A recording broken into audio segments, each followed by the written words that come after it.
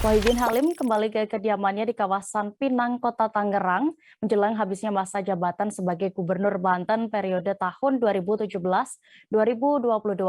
Tidak lama setelah tiba di rumahnya, kemudian Wahidin Halim menyambut kedatangan pejabat atau PJ Gubernur Banten Al-Muktabar yang baru saja juga dilantik oleh Menteri Dalam Negeri Tito Karnavian.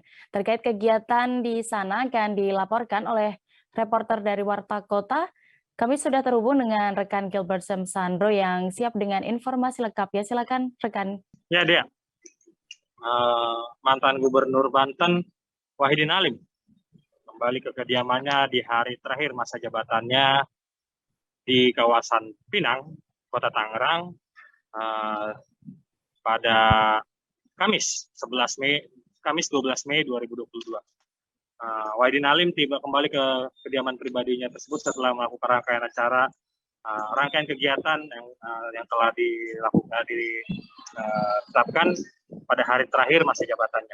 Dan ketika setibanya di kediaman pribadinya di kawasan Pinang, Kota Tangerang, dari pantauan wartakotalab.com pukul 20 waktu Indonesia Barat, pria akrab disapa WH tersebut melakukan aktivitas makan malam bersama dengan pejabat gubernur atau penerus Wahidin Halim untuk menjadi Gubernur Banten periode 2017 hingga 2022 di kediamannya. Rombongan Al-Muktabar terlihat sangat bersama dengan WH sambil menyantap hidangan makan malam yang telah disediakan di ruang makan kediaman Wahidin Halim.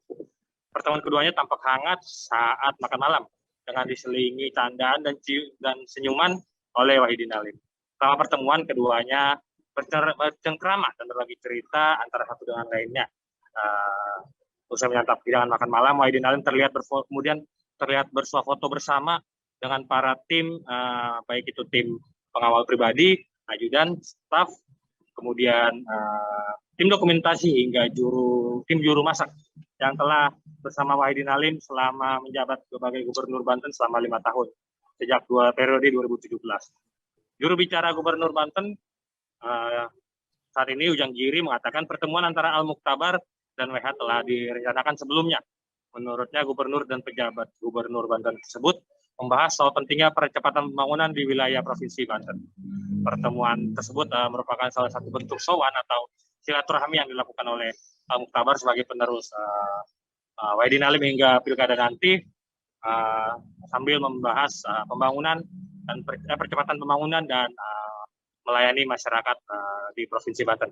Dan dari pantauan wartakotalab.com sejak siang kemarin, kediaman Wahidin Halim tersebut tampak sepi, tidak terlihat kepada petugas atau personil kepolisian yang berjaga.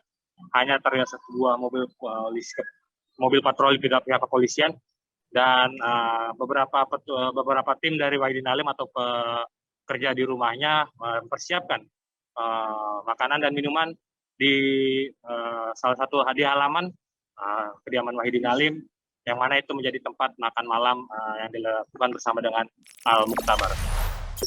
Jangan lupa subscribe, share, komen, dan like ya.